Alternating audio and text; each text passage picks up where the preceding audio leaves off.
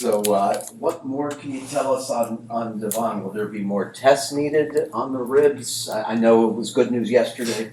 Does he need any additional tests or only treatment at this point? There'll be treatment, and we may or may not.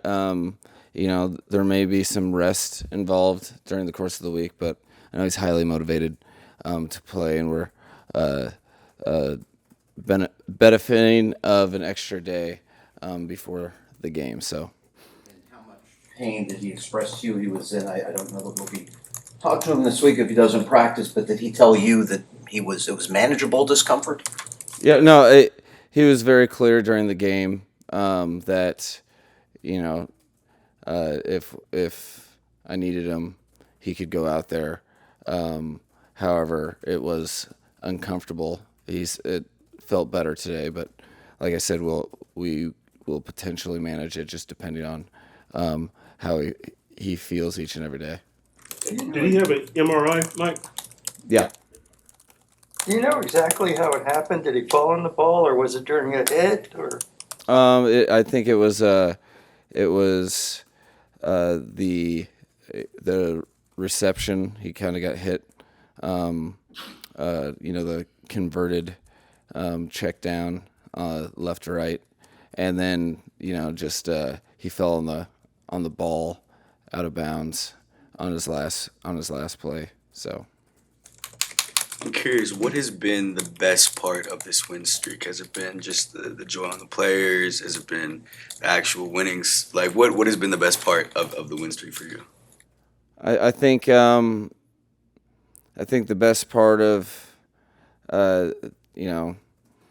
each and every game that we've won is that you know where the belief comes from, because you can't mistake it from anything else but from within. I think watching guys execute on areas of focus and watching guys improve in their game, which is the whole point of coaching in general, but in particular winning football and trying to be your best in November and December, something that's critical to success in the National Football League. Watching guys get validated in that way. There's a lot of hard work that's going into our game, a lot of pride that's taken in how we play football. So to watch our a brand unique unto ourselves in three phases, I think I really appreciate that. Coach, watching Jonah Savaitinai over the last 4 or 5 games, it looks to me like he just is playing more comfortable, more the game slowing down for him. And it got me thinking about asking you about development or the process of development within your program. So many guys have played their best ball the last 4 games or so. What can you say about just the work that goes in for the players, the coaching staff, the whole program to get players developed within the season? I think that, for me, and as I visualize the program, it's non-negotiable. You pride yourself on, if you're a professional coach, you're developing your players. This is and that connects to your whole reasoning and your why you do it. But it's something that I take very serious. That I think is the best part of watching, or the best part of being a coach and being involved in these players' careers. So I think that it's both instructor and instructee. It's a beautiful part of the game, and I've always said the biggest mistake is people just rely on your nameplate and what you have done. You do have a choice in how you create what your best version of yourself is. So I see a lot of it on our team, and that's something that we focus on. So it's very important, and will be the reason you win or lose football games, especially down the stretch of the season where it all accumulates. Like an open-ended question about turnovers and turnover margin. By my calculation, you guys are +7 in the last 6 games. You're now -1, tied for 15th in the league. What role have turnovers and turnover margin played in the last few games? Well, how does that measure up to Hal's tally? You guys have the same tally? We have not compared. I would never overrule Perkins. Probably should. It's good to know. Yeah, you don't know that until you know. And now I know. It's critical. I think it's brought up so often because it's one of the very highest causations rather than a correlation, and I think that's due to a lot of things. I think you have more success on first and second down on both sides of the ball due to the line of scrimmage play. You're able to control the clock offensively and dictate the terms, be a little more aggressive when you pass the ball, but you might have more windows to do so, and then defensively you're forcing 3rd and 5 pluses. That's where you're able to unlock some rush patterns and do some different presentations that make it more difficult for offenses to convert. And then, in those situations, create pass rush tied to coverage. The quarterback has to let go of the ball a little earlier than he would like, so the route isn't defined, and you have players in position to go and make those plays. So I think, that ratio is so defined by team effort, strain, the simplest things, but the hardest things. And it's really a collective effort that you have. You have a lot of people working together to execute explosive runs to get your ball carrier on the lone free player, and you have a lot of people executing the responsibility and coverage so that the ball is forced in a certain direction where a guy can make a play. So it's all tied together. It's I think it's no coincidence what came first, the chicken or the egg. I think our play style is leading to the takeaway margin, and we'll need to continue that to hope to have the same success. 2 offensive line questions. Is this the week Andrew Meyer gets designated to return, and the level of play that Patrick Paul is at right now, you would describe as what? How well is he playing? Well, to answer your first question, yes. Oh, caught you off guard, right? How about that? That's awesome. Is that how fired up you get after we win? I hope it is. Or I question your motivations. Then Patrick Paul, you're counting on a player to really step in the shoes of established leader on our team, and you only do that with supreme confidence. So what I see is a guy putting on display why everyone around him has had so much confidence in his play. We kind of knew early on in training camp, based upon all the work that he had done, that he was going to have some successful plays during the season. The question was how often, and I think he's we've really relied upon his growth. Him and Jonah working together have really grown, and we're able to utilize them in the run and pass game for their unique skill sets. So he's a core pillar to what we're doing up, and realistically the whole offensive line is a gigantic part of why we're winning football games. With how impactful Darren Waller was earlier in the season, what do you think has led to kind of the quiet past couple of weeks? Is it health or? Well, I think this past game, he had a lot of opportunities within the game plan. There was a couple in the game that he had as well. There was probably we're a yard or two of space in the pocket away from getting another explosive completion to him. And, I think, realistically, what he's done is he's executed on everything we've asked of him.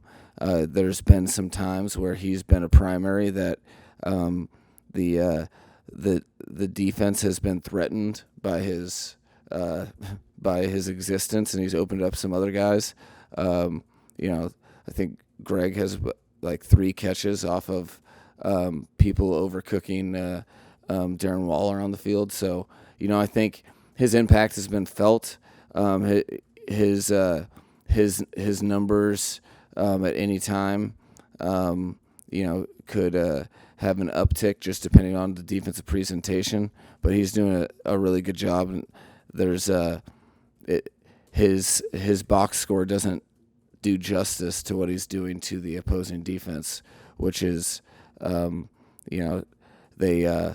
think they were well aware on his first reception. They tried to wall him, and ironically, and he ran right through it. You like that? I didn't mean that to happen. Waller. Okay.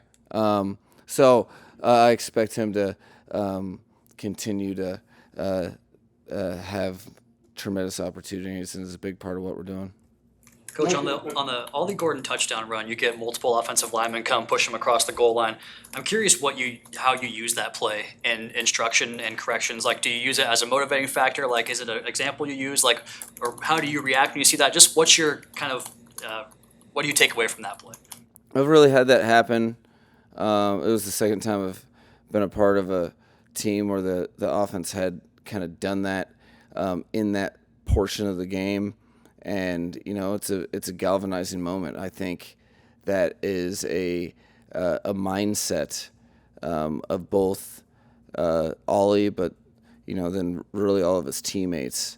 I think that football is not tennis. It's not individual players. It's a unit, and when you have will, desire, drive, and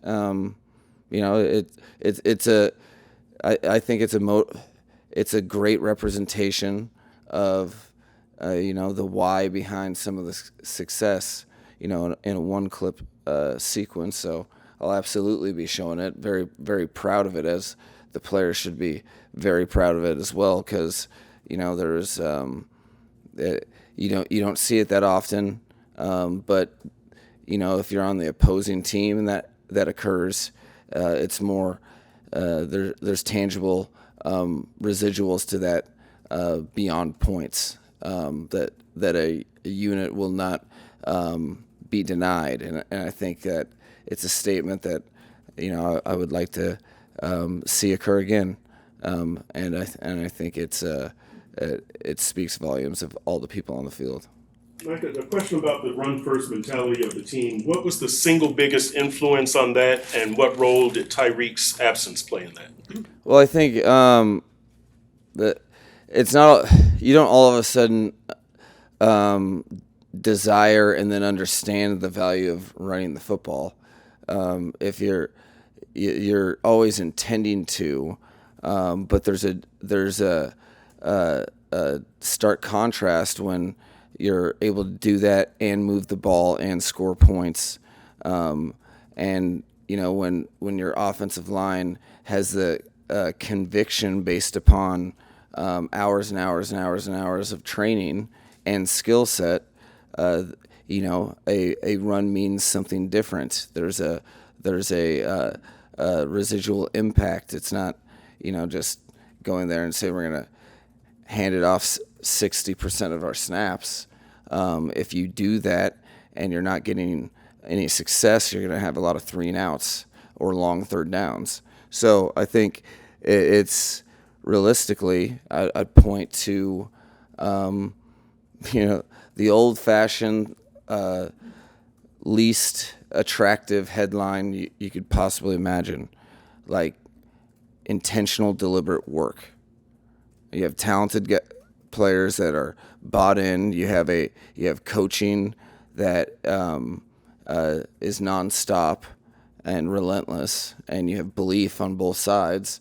and then you can create something that, the bottom line is, this point in the season, there's no hiding. People kind of know what you are. Eventually, you have to succeed at something that people know they know it's coming, and that there's no tricky way or one player that can make you be productive when they're preparing for it. You're gonna this next game will, we know exactly what the opposing team will be focusing on, and your job is to if you want to play that style of football, you got to go earn it with details, fundamentals, and a mindset that is comes at a cost. You got to really expend yourself. But I think it's something we've always you always intend to do, but it's much different to actually be able to execute it. Mike, going back to Perkins' question about the takeaways, would you say that's the biggest reason for the defense's improvement over the course of the season, or is there something else that triggered? Because it's kind of like night and day. I feel like it's very similar to the offensive line conversation, where you have it's not any one thing. There's a huge difference in a yard, and technique and fundamentals and consistency of a run fit that force a 3rd and 7 as opposed to a 3rd and 3, because of 2 previous runs got a extra yard and a half or whatever that is. You force more known passing situations. You force more conviction, and you gain confidence in that process. So, I think there's also when your front 7 is defeating blocks at a high tick, then guys are less predisposed for run action fakes. Then maybe they get a little more reroute, and eligibles don't get down the field, and they're throwing in contested zones or a driving corner. So I think it's all connected to